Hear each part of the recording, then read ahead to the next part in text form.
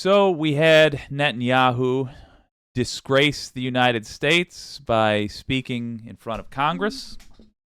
We had the United States disgrace itself, frankly, by giving him standing ovations, inviting him in the first place, and then giving him standing ovations for lying to us and insulting American citizens who were protesting, lying and calling them anti-Semitic when they were not. They were simply anti-massacre of Palestinians. A lot of folks on the left right now are hoping that Kamala Harris is the answer, because Joe Biden sure wasn't. That was supposed to be the representative of decency. That was supposed to be the representative of kindness, of paying attention to the facts.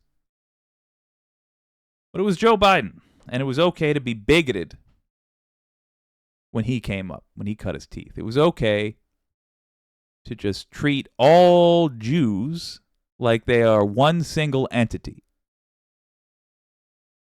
Kamala Harris is different. However, she is in a unique situation. I'm going to give you a breakdown in a moment. Why I think she's behaving the way she's behaving. And what I see in her response. But first, let's look at her response to Netanyahu's speech. This is an NPR article. It's Asma Khalid who wrote it. Vice President Kamala Harris, in remarks Thursday after meeting with Prime Minister Benjamin Netanyahu, said that while she held an unwavering commitment to Israel, she will not be silent about the humanitarian toll in Gaza. Pause. Gang. Too often, lefties have treated breadcrumbs like a feast because we're starving for justice over here. In this case, that is great news. And oh, hey, by the way, how we choose to interpret it will affect whether or not we get seconds. That wasn't breadcrumbs, but it's a crust.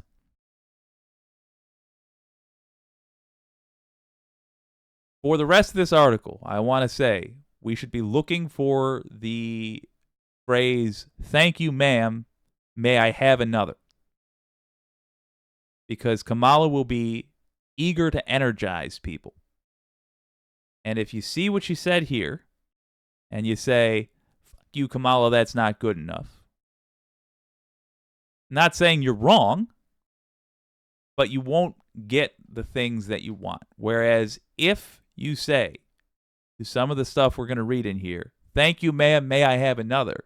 you're more likely to get it. And I think it's actually good. Starting with, she will not be silent about the humanitarian toll in Gaza. Up until this point, at that portion of the speech that President Biden has given, he has done the same thing Netanyahu did, only a little more subtle. When it comes to the point in the speech where it's time to talk about the innocents being murdered, he has found excuses for either not talking about it or talking about how it had to be inevitable. Kamala Harris, right out the gate, is saying those days are ending. That is huge. I've said it many times, but it bears repeating. Israel has a right to defend itself, and how it does so matters. Again, excellent. I know you guys are sick of hearing Israel has a right to defend itself. Well, it does. Just like how all lives actually do matter. They do. But to say Israel has a right to defend itself is to ignore the fact that people are saying you're not defending yourself, you're committing murder. Sort of like how saying all lives matter is ignoring the fact that Black Lives Matter is saying, yeah, all lives do matter, including black lives. willful ignorance being addressed here. I've said it many times, but it bears repeating. Israel has a right to defend itself. And then she adds, and how it does so matters. Yes. I don't care how you cut it. I don't care if Israel is honestly just trying to get Hamas. They're not trying to clear that land, that they want to settle people on. They're not trying to clear it of people. They're just trying to get Hamas. If that's the case, then I take it back. They're not evil. They're just incompetent. And they still cannot be supported. Apparently not because of their evil, but because of their incompetence. Doesn't matter. How Israel defends itself matters. But she said she discussed with Netanyahu her serious concern about the scale of human suffering in Gaza, including the death of far too many innocent civilians. In her remarks, Harris reiterated the deal proposed by Biden that would ultimately lead to a permanent end to the fighting. Permanent end to the fighting. The release of all Israeli hostages by Hamas and a complete Israeli military withdrawal from Gaza. Earlier Thursday, John Kirby, the NSC spokesman, said gaps remain in negotiation. That's an understatement. But we believe they are of a nature that can be closed. Harris said she told Netanyahu it's time to get this deal done. Netanyahu met earlier in the day with President Biden at the White House. His visit comes at a critical moment in American politics, with 4 months to the election. The White House is eager to secure a ceasefire deal to end Israel's war with Hamas, which began last October with the militant group's attack on Israel that killed 1,200 people. There's more, but that's what I want to talk about. That's plenty to talk about. All right, so first of all, Netanyahu's, if you wonder why I said this is once upon a time a show for the world, and I talk about American politics so much, here's a great case in point. Netanyahu's military plans are going to be based on American polling, as are Putin's, by the way.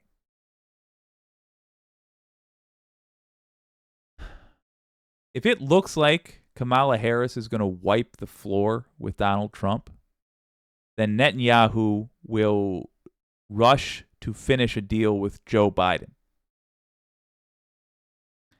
By the way, this is a reason for Kamala Harris to put pressure on Israel. Because if she makes it seem like she could go either way, Netanyahu won't rush to complete a deal with Joe Biden. If you want the killing to stop, in other words, shockingly, having a U.S. politician calling for it to stop is important. Kamala Harris specifically. By the way, if it looks like Trump is going to beat Harris, Netanyahu's not going to do a deal. He'd rather just work with Trump. Trump will say, yeah, kill them all. It's fine. Yeah, we're not going to look closely. You do what, do what you need to do. Slaughter the babies, torture them to death in front of their parents, whatever. They're brown. That's what he's going to say. If it looks like Trump's going to win, Netanyahu wants to go with that guy for sure.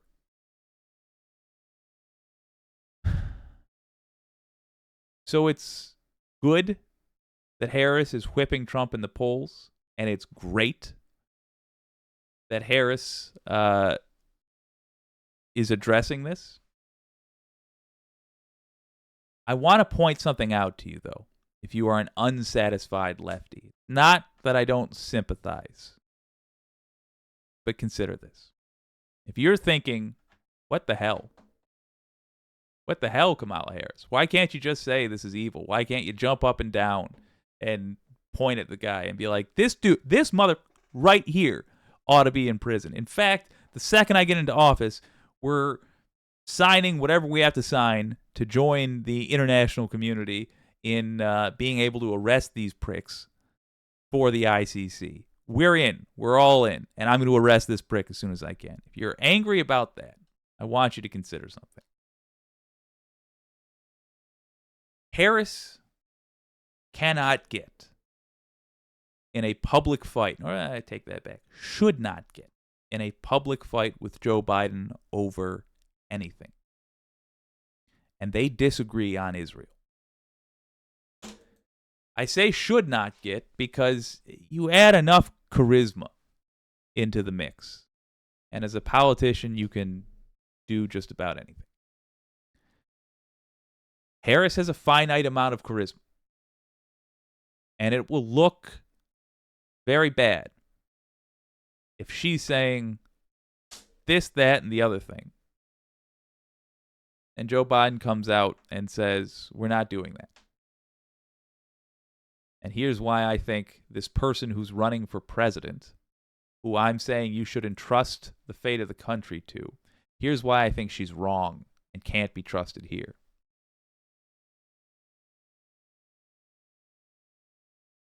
It is not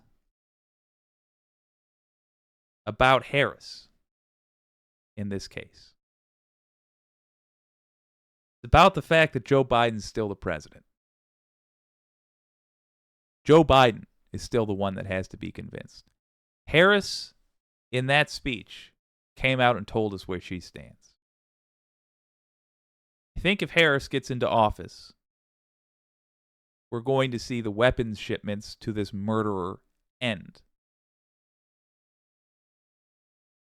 Based on what she said. I think we should have that as an expectation. I think we should communicate that as an expectation. So that she can prepare for it politically if the need should arise. Well, the need should arise. So that she knows the need is there, just in case she wasn't already planning on doing it. But don't expect her to get on a soapbox and say something that will fully satisfy you.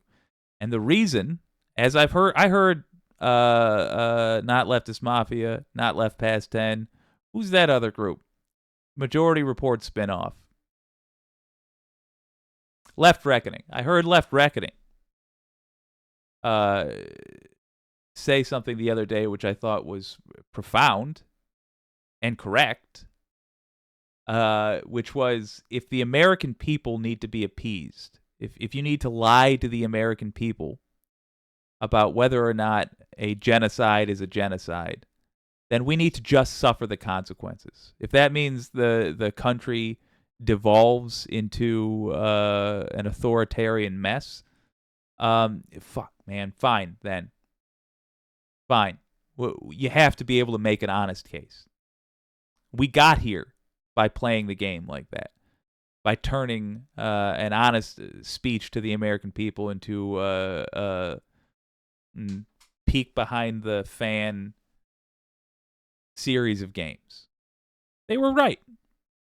My counterpoint to that, though, is that you cannot expect Kamala Harris to get into a public fight with Joe Biden over this, over anything. They know what Biden is. And the decisions are being made based off who's going to be in power in 4 months. What Netanyahu is going to try to do is kill as many Palestinians as possible between now and then, so there's nobody to come claim those homes. And then he's going to try to cut a deal with Joe Biden where he gets to keep as much of the territory of the murdered peoples as he can. Every one of those homes that got leveled with human beings inside will get a for sale sign. And they will sell that to Israeli citizens. They'll say, these are settlements. You know, because we're sharing Gaza. We're sharing. You know how I stabbed your kid to death and then took their sandwich? It's because it's a sharing lunch program that we're involved in. That's what's going to happen. If you want to affect that, Kamala Harris is not the person to do it. She would have been before that speech. she would have been if she would have been insane enough to keep going with this story that Joe Biden somehow has in his head, that Netanyahu is somehow not a murderer. But she just did her part. She has communicated. The madness will stop with her. If you're feeling right now that that's not good enough, that's 4 months of massacres that we need to stop, I agree. Joe Biden's the person to talk to.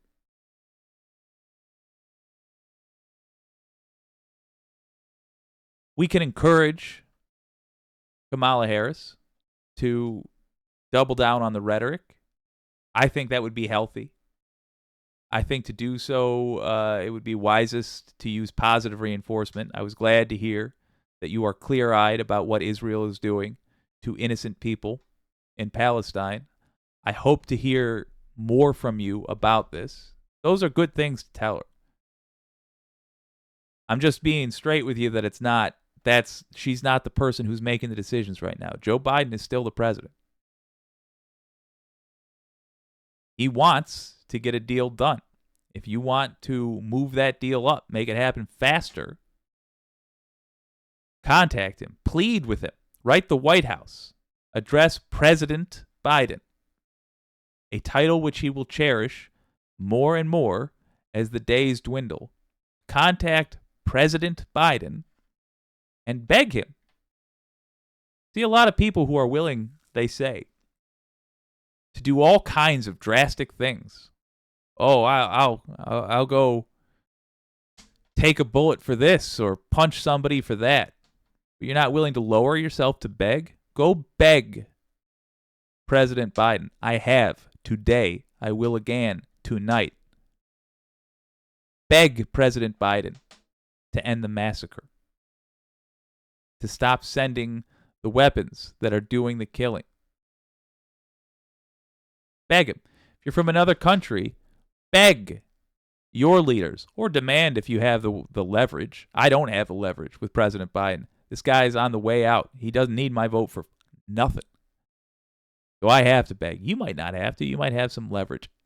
Get your leaders in on it.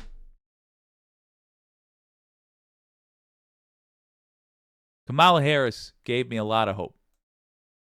The madness ends in 4 months, it would appear. Let's try to do even better than that. Let's try to fix it before then.